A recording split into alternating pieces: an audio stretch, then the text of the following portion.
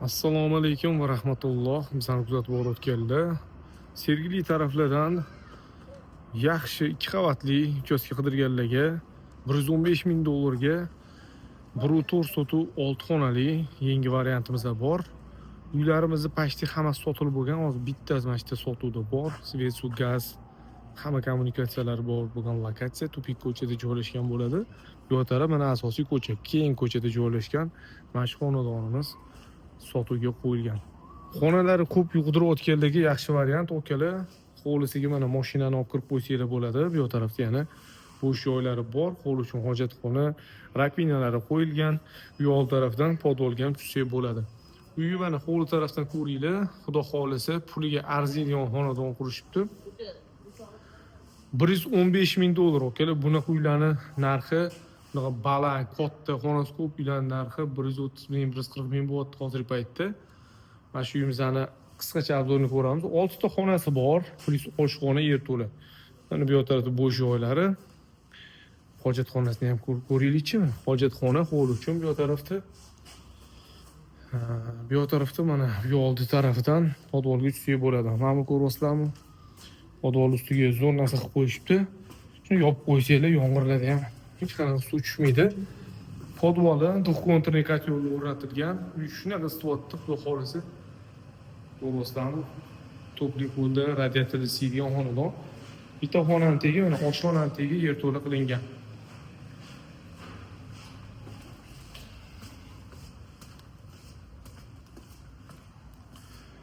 Hop.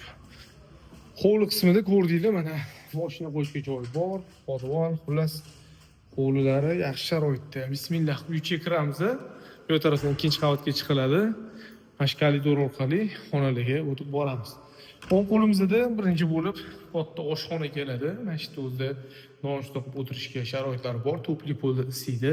Gazli tortilgan, fartuh kafelli qilingan. Katta razmerda oshxona.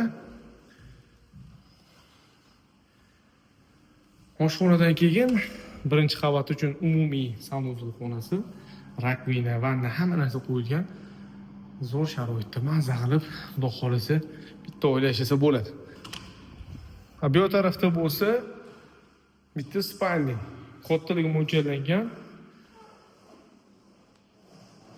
Tashqariga qaragan romp qo'yilgan, havoylanish uchun bino orqasida joy ham qoldirilgan.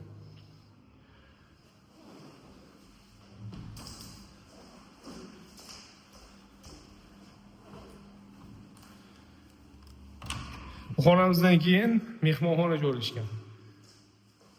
Shu 15 kishiga mo'ljallangan mehmonxona. Kattagina razmerda ko'ryapsizlar. Havo aylanishiga bu tarafga eshik tashab ketilgan. Havo zo'r aylanyapti. Birinchi qavatda ikkita xona, oshxona plus sanuzul xonada joylashgan bo'ldi. Ana endi ikkinchi qavatga chiqamiz.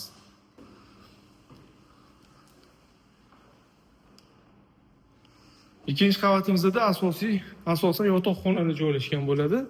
Chap qo'limizda birinchi xonamiz. Zal razmerda, kattaligi mo'ljallangan yotoqxona.